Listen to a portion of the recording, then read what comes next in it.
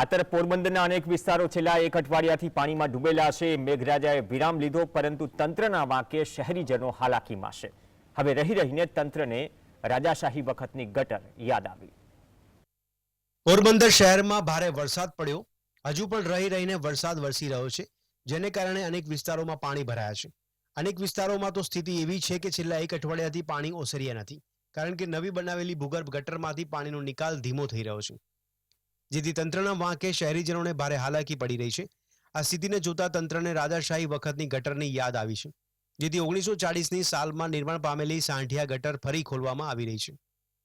પોરબંદરની આખી પ્રજા વતી અર્જુનભાઈને અને સરકાર હવે તો તમારી કેન્દ્રમાં છે, રાજ્યમાં છે, તો તમે પોરબંદર માટે શું કર્યું? તમે કહો કે 4-5 દી હજી વાત જોવાની, તો હું અમે તમારા ઘરે આવી હવે રહેવા માટે? અમારે જવાનું ક્યાં? અમારા ઘરો પાણી ટપકે એ તો હાલો જવા દો, પણ હાંડિયા ગટરથી માંડીને તમે કંઈ કર્યું નથી। તો હવે તો તમે કરો। જો આ નહીં થાય તો સમજી લેજો અયોધ્યા, કાશી વિશ્વનાથ એવી પોરબંદરમાં તમારી હાલત થશે। નવી બનાવેલી ભૂગર્ભ ગટર અને સ્ટ્રોમ વોટર ડ્રેનેજમાંથી વરસાદી પાણીનો નિકાલ શક્ય બન્યો નથી, જે દર્શાવે છે કે ભૂગર્ભ ગટર યોજનામાં પણ મોટા પાયે ભ્રષ્ટાચાર થયો છે। કોંગ્રેસનો એવો પણ આક્ષેપ છે કે સાંઢિયા ગટરના સફાઈ કામમાં પણ ભ્રષ્ટાચાર થયો છે।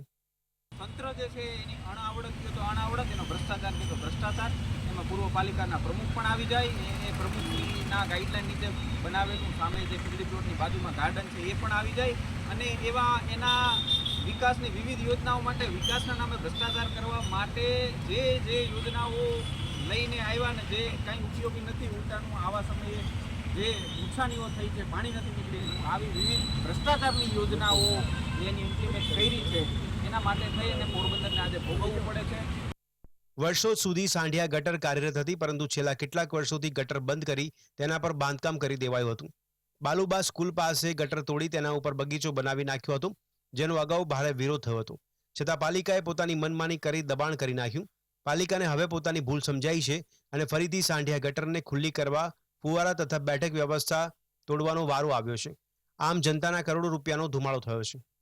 વરસાદમાં 18થી 20 ઇંચ વરસાદમાં પોરબંદરની પ્રજા પાણીમાં છે આજે, અને જે ગાર્ડનો ખર્ચી દેવામાં આવ્યા છે, જે આપ જોઈ શકો છો કે રૂપાળી બાગ પાસે ગાર્ડન બનાવ્યા છે, જે તંત્રને અણઆવરતથી બનાવ્યા છે, આજે ફરી 1 વર્ષની અંદર તોડવા પડે છે અને ફરી ગટર ચાલુ કરવી પડે છે।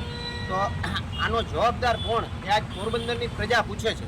અગાઉના સમયમાં 200 ઇંચ વરસાદ વરસી જતો છતાં પૂરની સ્થિતિ આવતી ન હતી, કારણ કે તેમનું નિર્માણ જ એ પ્રકારનું હતું। હવે વારંવાર જનતાના પૈસાનો ધુમાડો થઈ રહ્યો છે, કરોડો રૂપિયાનું આંધણ થઈ રહ્યું છે, છતાં સત્તાધીશો મૌન છે અને કોઈ અધિકારીઓ વિરુદ્ધ કાર્યવાહી પણ થતી નથી। વિપુલ ઠગરાર, GSTV